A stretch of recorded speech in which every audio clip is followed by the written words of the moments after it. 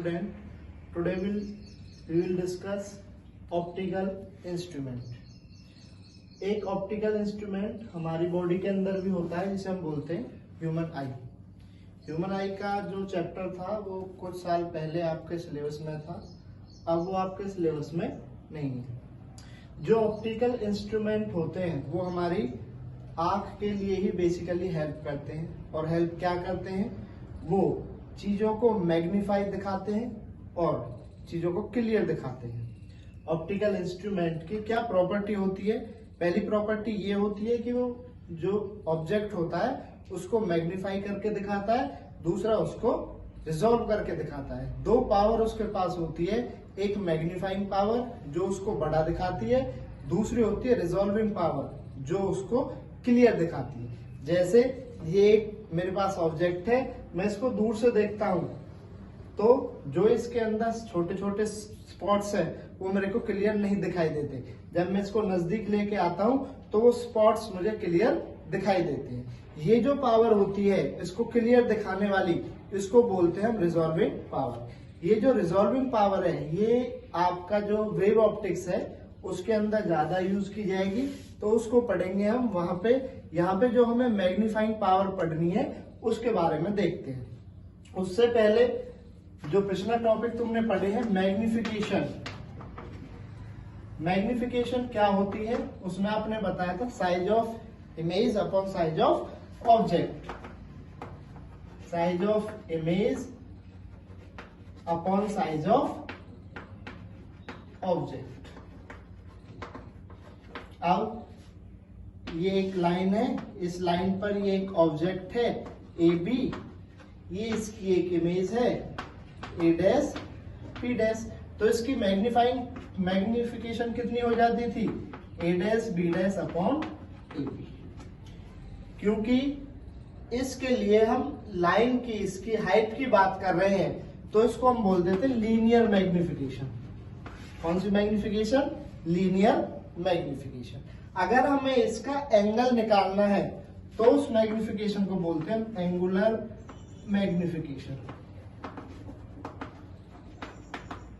अब इसमें देखिए, मान लिया ये एक ऑब्जेक्ट है। ऑब्जेक्ट हमारी आईज के पास जब हम इसे देखते हैं तो एक पर्टिकुलर एंगल बनाता है, उसको हमने मान लिया अल्फा। इसके लिए जो हम मैग्निफिकेशन निकालते हैं उसको बोलते हैं एंगुलर मैग्निफिकेशन। अब इस ऑब्जेक्ट के साथ जो एंगल है वो कितना है? अल्फा। इमेज के साथ जो एंगल है वो कितना है? वो भी अल्फा। अल्फा अपॉन अल्फा कितना आ गया? 1। बट हमें दिख क्या रहा है? दिख रहा है कि जो ये ऑब्जेक्ट है इससे बड़ा है।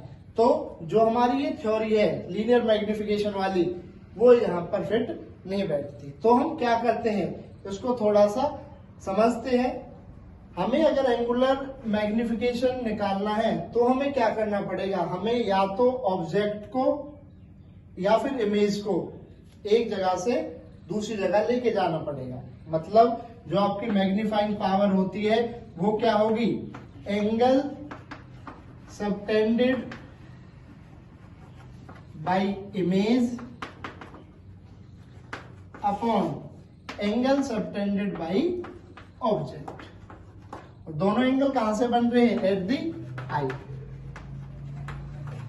अब इनके लिए जो कंडीशन है वो ये है, ऑब्जेक्ट और जो इमेज है वो एक ही प्लेस पर होने चाहिए, एट वन प्लेस। अब हम क्या करेंगे, इस इमेज को यहां पे लेके आएंगे। अब क्या होगा? इस इमेज के साथ एंगल बीटा और इस ऑब्जेक्ट के साथ एंगल अल्फा। क्या यही एक तरीका है? तो आंसर है नहीं। हम ऑब्जेक्ट को भी कहां लेके जा सकते हैं? इमेज के पास लेके जा सकते हैं। तो ये अब इसके साथ एंगल अल्फा और ये इसके साथ इमेज के साथ एंगल बीटा। तो ये जो अल्फा बीटा का एंगल है ये हमारा जब हम पहला इंस्ट्रूमेंट पढ़ेंगे वहां पर काम आएगा। उसके बाद हम पढ़ते हैं माइक्रोस्कोप।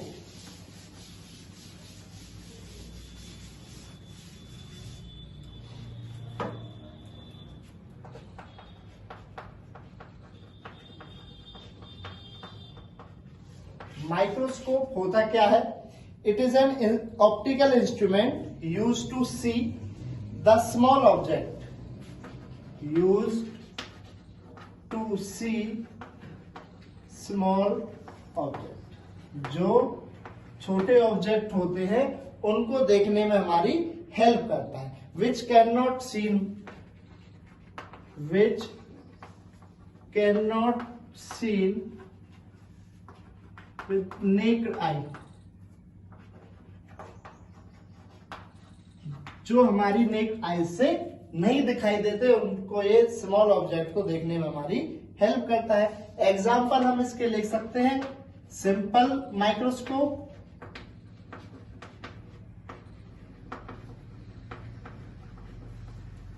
दूसरा कंपाउंड माइक्रोस्कोप, तीसरा electron microscope, ETC।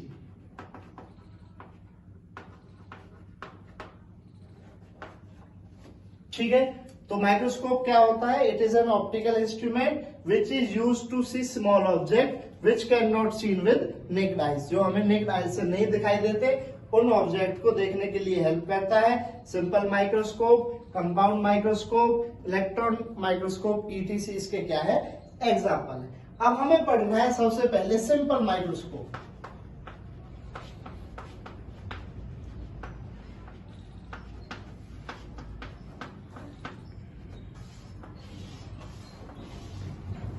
Simple microscope, it consists a convex lens. It consists a convex lens. इसके अंदर कौन सा लेंस होता है? कॉन्वेक्स लेंस होता है, जिसकी फोकल लेंथ क्या होती है? स्मॉल होती है। Of small focal length, of small focal length, जिसकी फोकल लेंथ क्या होती है? स्मॉल होती है। ठीक है, उसके बाद जो मैग्नीफाइंग ग्लास है, it has a magnifying glass, has a magnifying glass, also called micro simple microscope. हम इसको क्या बोल सकते हैं? सिंपल माइक्रोस्कोप में called simple microscope.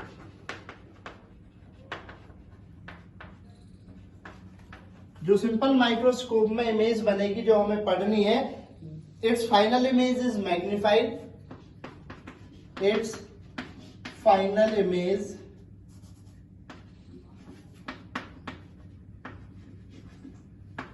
Is magnified and erect as shown in figure, जैसा कि हम फिगर में अभी बनाने वाले हैं। तो रेक्ट बनेगी, मैग्निफाइड बनेगी। ठीक है, उसके बाद हमें इसका डायग्राम देखना है। सबसे पहले लेंस कैसा लेना है? कॉन्वेक्स लेंस लेना है। हमने एक कॉन्वेक्स लेंस लिया, उस कॉन्वेक्स लेंस के लिए हमने प्रिंसिपल एक्सिस ली,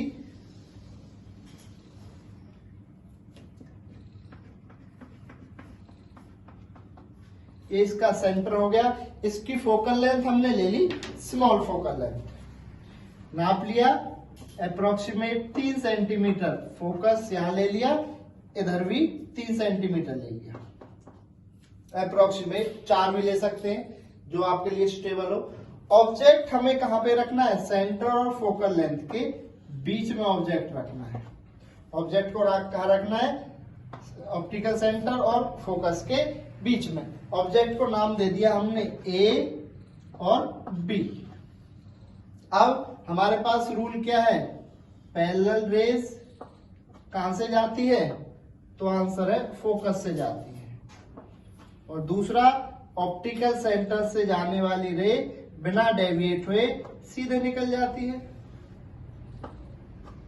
अब हमारी जो आईज है वो यहां पर रखी हुई है, ह्यूमन आई। जो हमें ऑब्जेक्ट दिखता है इनको रिट्रेस करने से हमें वो ऑब्जेक्ट मिलता है। मान लो वो ऑब्जेक्ट बना यहां पर, उसको नाम हमने दिया a डैश b डैश। अब जो मैंने तुम्हें पहले कंडीशन बताई थी जब मैग्निफिकेशन कराया था, इमेज के साथ एंगल अपॉन ऑब्जेक्ट के साथ एंगल, तो दोनों क्या है यहीं पे बन रहे हैं, वो इमेज के साथ वही ऑब्जेक्ट के साथ। तो हम क्या करेंगे, इस ऑब्जेक्ट को यहां पर ले आइए, तो इस पॉइंट को मान लिया P, यहां से जो एंगल बना वो एंगल अल्फा, और इस कंप्लीट के साथ जो एंगल बना वो एंगल बीटा। ठीक है, ये हमारा डायग्राम बनता है। उसके बाद हम चलते हैं इसकी मैग्नीफाइंग पावर पर। उसके बाद हम कहा चलते हैं, इसकी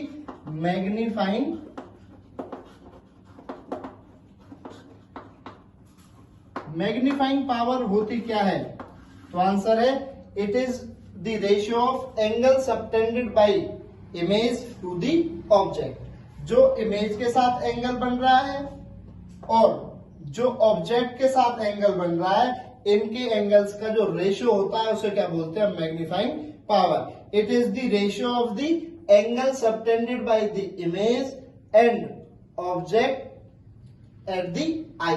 आई के साथ, ह्यूमन आई के साथ जो एंगल इमेज के साथ बन रहा है और जो एंगल ऑब्जेक्ट के साथ बन रहा है, इसके रेशियो को हम क्या बोलते हैं, magnifying power. m is equal to angle subtended by image, image के साथ कितना angle beta, upon angle subtended by object, object के साथ कितना अल्फा। ठीक है, इसको इक्वेशन मान लिया हमने फर्स्ट। फॉर स्मॉल एंगल्स, अगर एंगल क्या है, स्मॉल एंगल है, अगर एंगल हमारे कैसे है, स्मॉल है, तो हम थीटा को tan थीटा मान सकते हैं। Magnification beta upon alpha for small angle,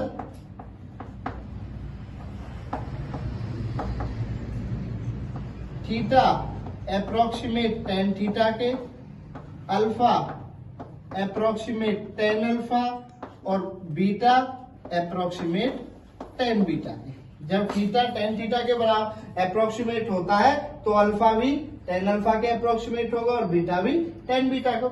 इसमें इसको पुट कीजिए, m is equal to tan beta upon tan alpha. अब हमें tan बीटा और tan अल्फा की वैल्यू निकालनी है, तो कैसे निकालेंगे, सबसे पहले ट्राइंगल ले लीजिए। ट्राइंगल tan बीटा के लिए a dash b dash c, a dash b dash c, उसके अंदर अगर हमें tan बीटा निकालना है तो वो कैसे निकलेगा, देखिए perpendicular a dash b dash upon base c a dash, c a dash. ऐसे ही अब हमें अल्फा निकालना है, तो ट्राइंगल लिया p a dash c, p a dash c, tan alpha p a dash upon c a dash, c a dash. उसके बाद इसको इक्वेशन सेकंड डाल के इनको पुट कर दिया इक्वेशन नंबर सेकंड में। Put in equation second, second equation में पुट किया तो ये क्या हो जाएगी, m is equal to a dash b dash upon c a dash, a dash b dash upon c a dash upon p a dash upon c a dash. अब हम क्या करेंगे, इसको यहां से काट देंगे तो हमारे पास फाइनल आंसर क्या हो जाएगा, a dash b dash upon p a dash. तो हम इसको डायरेक्ट लिख लेते हैं, तो कितना आ जाएगा, a dash b dash upon p a dash. अब देखिए p a डैश किसके बराबर है, a b के, तो यहां पे लिख दीजिए a dash b dash upon a b, और साइड में लिख दीजिए बिकॉज p a डैश किसके बराबर है, a b के बराबर है। उसके बाद a डैश b डैश क्या है, आपकी इमेज है, और a b क्या है, आपका ऑब्जेक्ट है। तो हम इसको ऐसे लिख सकते हैं, m is equal to minus v upon minus u। Left side में चल रहे हैं इमेज के लिए v डिस्टेंस और लेफ्ट साइड के लिए माइनस। ऐसे ही ऑब्जेक्ट के लिए u लेफ्ट साइड में चल रहे हैं तो माइनस u, तो माइनस से माइनस कैंसिल होके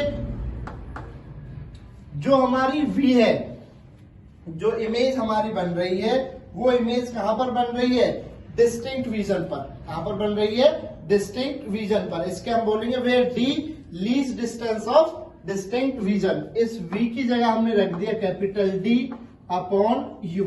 इस d को लिख दीजिए where d is equal to least distance of distinct vision. ठीक है, उसके बाद जो हमारा लेंस फॉर्मूला होता है, according to lens formula, from lens formula, lens formula क्या होता है, 1/v minus 1/u is equal to 1/f। v क्या है, तो आंसर है v is equal to d, और अपोजिट साइड में चल रहे हैं तो माइनस d।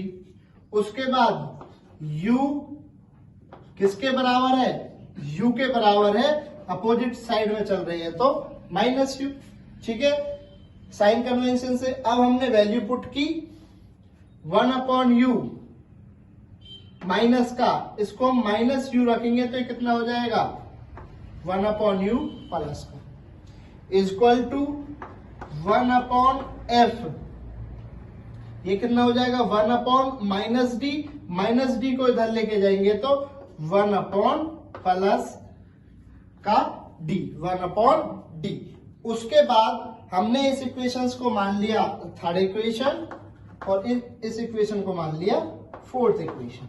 अब देखिए ये क्या है, d/u, d/u, तो 1/u की वैल्यू ये पुट कर दीजिए इसके अंदर, यहां देखते हैं।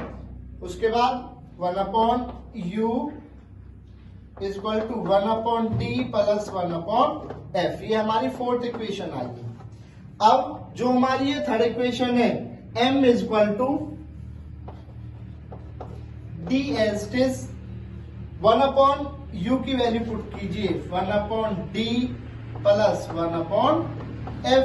d को अंदर लेके आइए, d/d, यहां क्या बचेगा, 1d/f।